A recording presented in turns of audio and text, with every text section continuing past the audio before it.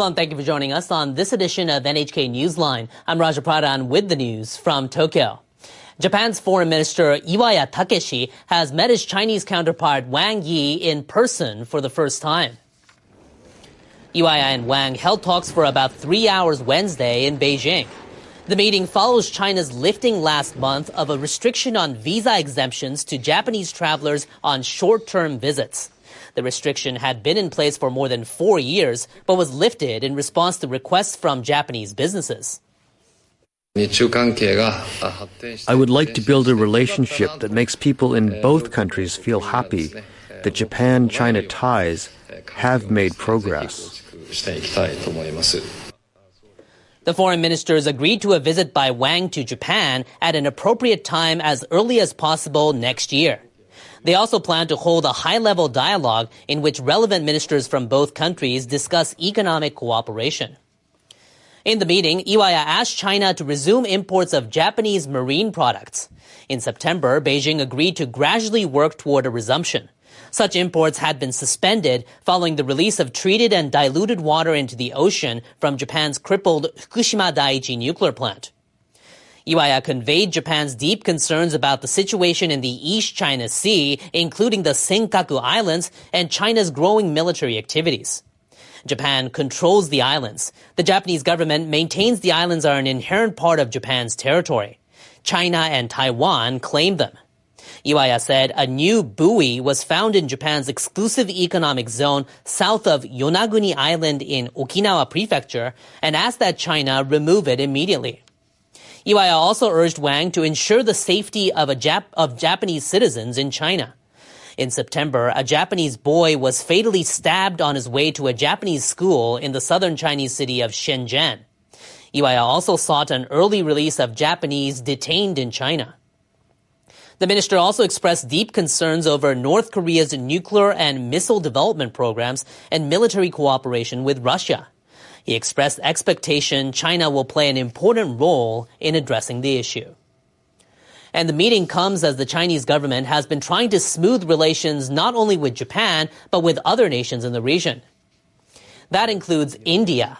In October, China held its first summit with the country in 5 years to address territorial issues and other concerns. The two apparently agreed this month on a 6-point plan aimed at maintaining stability along their border and developing bilateral ties. Australia has seen a warming of relations with China, too. The countries had been at odds since the coronavirus pandemic when Beijing imposed additional tariffs and import restrictions over a wide range of Australian products.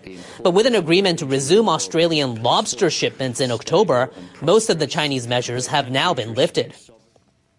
China's overtures to some of its neighbors are seen as a strategy ahead of the return of Donald Trump to the U.S. presidency. Beijing is girding for a tougher stance from Washington after Trump is sworn in next month. China's continued economic slowdown may be another factor behind the active diplomacy.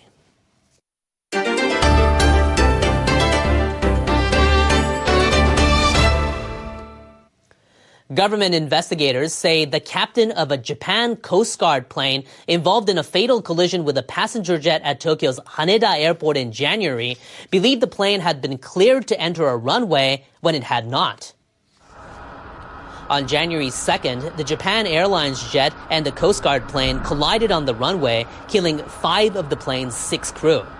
On Wednesday, almost a year later, the Japan Transport Safety Board released an interim report.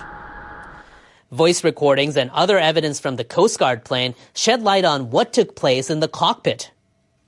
2 minutes before the collision, an air traffic controller said to the plane, "Number 1, please taxi to holding point C5. The plane's co-pilot repeated the instruction, saying he would head for holding point C5, number 1.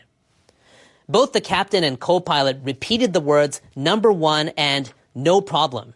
Number 1 means an aircraft will be the first to take off, but the captain who survived the collision reportedly told officials he thought he was instructed to enter the runway and wait as the plane would be the first to take off. The captain instructed the co-pilot to prepare for departure, but such preparations usually take place after an aircraft receives permission to enter the runway. About 1 minute before the accident, the plane crossed the holding point and stopped on the runway. The Transport Safety Board said this was one factor leading to the accident. Another was neither the controller or the JAL plane were aware the Coast Guard aircraft had entered the runway. The Coast Guard plane was on a mission to deliver relief goods for survivors of a major earthquake that struck the Noto Peninsula the previous day. The Transport Safety Board says the plane was in a hurry due to a delay in departure. Those on board also believed they'd been given priority for takeoff because they were bringing relief supplies. The board says these factors also led to the accident. Now to an air accident in Kazakhstan. A passenger plane carrying nearly 70 people has crashed near an airport in the Caspian Sea city of Aktau. At least 4 people have died. Russian news agencies and other media outlets say the plane operated by Azerbaijan Airlines burst into flames Wednesday after crashing into the ground. Airline officials said an Embraer 190 aircraft made an emergency landing at about 3 kilometers from the city. The plane was reportedly going from the Azerbaijani capital of Baku to Grozny in the Chechen Republic, but had been rerouted due to fog. Kazakh emergency ministry officials say about 30 people have been hospitalized. Authorities in Kazakhstan are continuing to rescue survivors and investigate the accident. In other news, South Korean President Yoon Suk-yeol has so far failed to appear for questioning as requested for the second time. A joint investigation team, including police, is seeking to question Yoon on suspicion of insurrection and other offenses related to his declaration of martial law early this month. Yoon was summoned to appear for questioning at 10 a.m. Wednesday, but has not appeared. The president also skipped a first summons asking him to appear last week. A lawyer close to Yoon said he is prioritizing the constitutional court proceedings of his impeachment trial, which starts on Friday. South Korea's Yonhap news agency quotes a legal expert as saying the joint investigation team may issue a third summons to Yoon if he fails to comply with this second summons. The expert says the team may consider filing for a court warrant to detain Yoon if he fails to comply a third time. Next, Japan will remain the third largest financial contributor to the United Nations. It's set to shoulder over 6.9% of the total contributions by member countries from 2025 to 2027. Every 3 years, the UN reviews each member's contributions by assessing its economy and capacity to pay.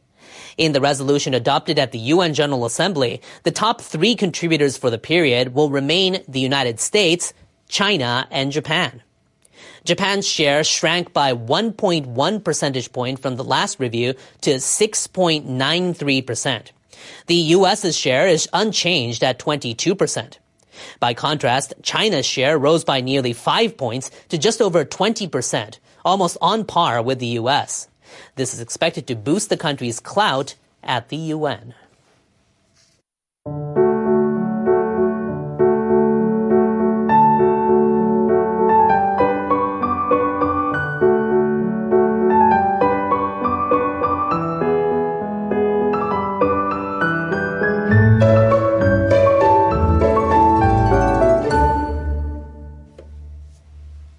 And those were the stories we're following.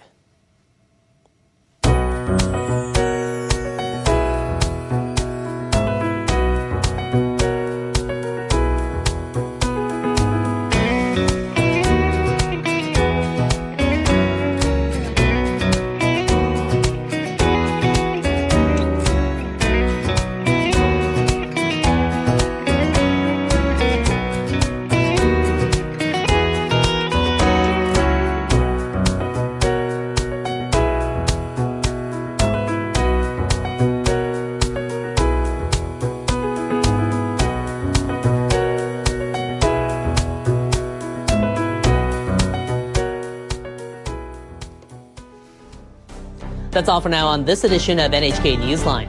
I'm Raja Pradhan in Tokyo. There's much more to come on NHK World Japan, so please do stay with us.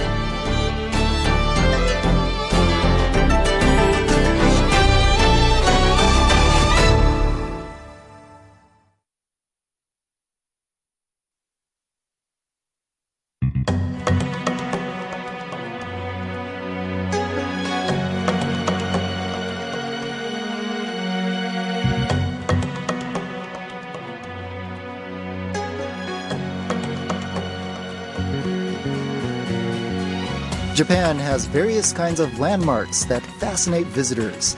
They range from cultural and historic locations to modern buildings created with cutting-edge technologies.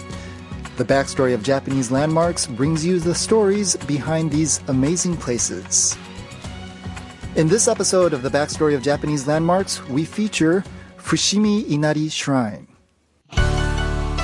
Kyoto served as the capital of Japan for more than 1,000 years until 1868, when the capital was moved to then Edo, now Tokyo. When the imperial capital was moved from Nara to Kyoto in the year 794, it went by the name Heian-kyo, which means the capital of peace and tranquility. The city was modeled after the Chinese Tang Dynasty capital of Chang'an and built on a grid pattern system. In fact, the streets of Kyoto today continue to follow this well-arranged grid. The Fushimi Inari Shrine, famous for its seemingly endless rows of vermilion torii gates, is popular among tourists from both Japan and abroad. It's less than 10 minutes by train or bus from Kyoto Station, or about a 35-minute walk. The shrine has a history of more than 1,300 years. It serves as the headquarters for over 30,000 Inari shrines across Japan. As legend goes, more than 1,300 years ago, a deity was enshrined at Mount Inari. The mountain has since been considered sacred. People express their belief by dedicating torii of various sizes. Another practice is engraving the deity's various names onto stones called otsuka and placing them on the mountain. The most famous part of Fushimi Inari Shrine is the 1,000 torii gates. Torii are the gate-like structures at shrines. Although the size may vary, a torii is generally made of 2 pillars and a beam. It stands on the boundary of the shrine's precincts and indicates that the area inside is sacred.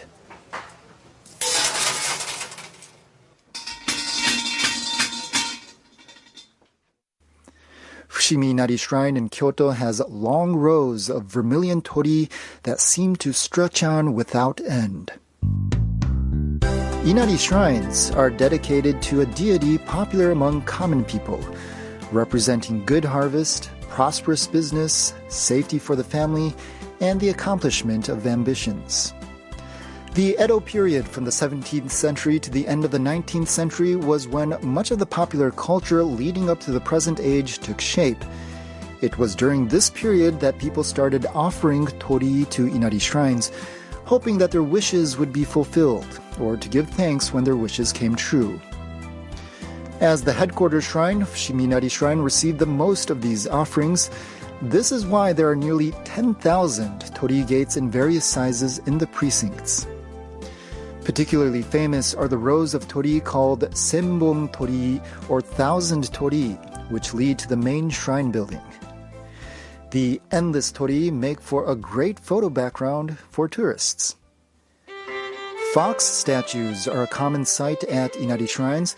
The foxes are believed to be messengers for the Inari deity. Unlike actual foxes, these are imaginary creatures considered sacred and invisible. There are many scary stories about Inari shrines and foxes across Japan. Also, the sushi wrapped with deep-fried tofu is called inari-zushi. This is because fried tofu is believed to be a favorite food of the sacred foxes. Inari shrines and foxes have long been a part of Japanese people's lives. Thank you for tuning in to the backstory of Japanese landmarks. We hope you have a chance to visit these landmarks and see for yourself what makes them so special.